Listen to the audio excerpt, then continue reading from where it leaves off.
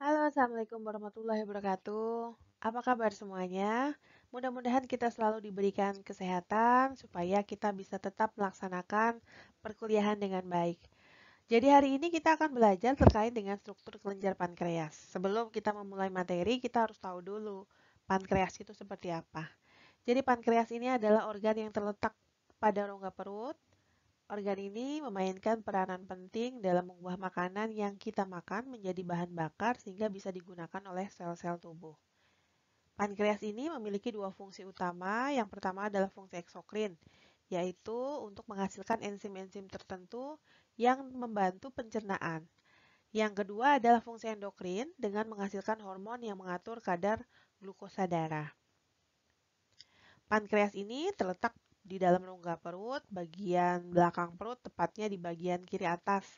Dan organ-organ ini dikelilingi oleh organ-organ lain, termasuk usus kecil, hati, dan juga limfa. Dari berbagai penjelasan tersebut, dapat dikatakan bahwa pankreas sebagai fungsi organ eksokrin memiliki peran dalam proses pencernaan untuk memecah molekul kompleks menjadi molekul yang lebih sederhana. Selain itu, pankreas juga berfungsi untuk menetralkan pH makanan yang berasal dari lambung untuk kemudian menuju usus halus. Kemudian ada juga fungsi endokrin. Fungsi pankreas sebagai organ endokrin ini dilaksanakan oleh sel islet Langerhans yang terdapat pada pankreas. Oke, kita lihat slide selanjutnya. Ini adalah gambar dari jaringan utama pankreas. Islet Langerhans ini tersebar di seluruh bagian pankreas dan kaya akan pembuluh darah. Sebesar 1-2% pankreas tersusun atas sel-sel Langerhans sendiri. Dan islet Langerhans ini memiliki 4 macam sel yang setiap selnya menghasilkan hormon yang berbeda-beda. 4 macam sel islet Langerhans ini meliputi sel alfa pankreas, ada juga sel beta pankreas, sel gamma pankreas, dan juga sel delta pankreas. Apa fungsi dari masing-masing sel tersebut? Yang pertama adalah sel alfa pankreas, di mana sel ini menghasilkan hormon glukagon. Hormon glukagon tersebut berperan meningkatkan kadar gula dalam darah dengan memecah cadangan gula dalam hati untuk dibawa ke aliran darah. Kemudian ada juga sel beta pankreas. Sel beta pankreas ini adalah sel yang menghasilkan hormon insulin, di mana hormon insulin berperan untuk menurunkan kadar gula dalam darah.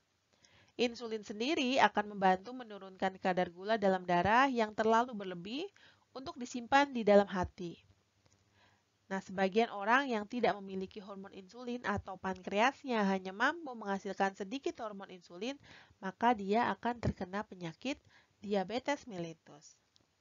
Kemudian ada juga sel gamma pankreas. Sel gamma pankreas ini menghasilkan polipeptida. Polipeptida sendiri berfungsi untuk memperlambat penyerapan makanan. Jadi dalam proses penyerapan, makanan tidak dapat diserap secara sekaligus, melainkan penyerapannya dilakukan sedikit demi sedikit. Kemudian ada juga sel delta pankreas. Nah, sel delta pankreas ini menghasilkan hormon somatostatin. Hormon somatostatin ini berguna untuk menghambat sekresi yang dilakukan oleh sel alfa, sel beta, dan juga sel gamma. Oke, jadi dari berbagai penjelasan tersebut dapat diketahui bahwa fungsi utama pankreas sebagai organ endokrin adalah untuk mengatur kadar gula dalam darah dan juga mengatur proses penyerapan makanan.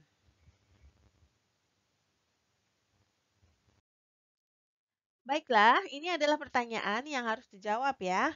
Jadi, tadi kita sudah menyimak materi terkait dengan struktur dari pankreas. Nah, pertanyaannya mudah sekali. Kalau tadi sudah menyimak ya, bisa menjawab ini pasti. Pertanyaannya adalah, apa yang akan terjadi jika sel beta pankreas mengalami kerusakan? Gampang kan? Nah, silakan langsung jawab saja di kolom komentar. Jangan lupa tuliskan nama dan juga NIM-nya sebelum menuliskan jawabannya. Oke, itu saja untuk materi hari ini. Terima kasih sudah menyimak materi dengan sangat baik sekali. Kita ketemu lagi di sesi berikutnya untuk materi diabetes mellitus. Terima kasih. Wassalamualaikum warahmatullahi wabarakatuh.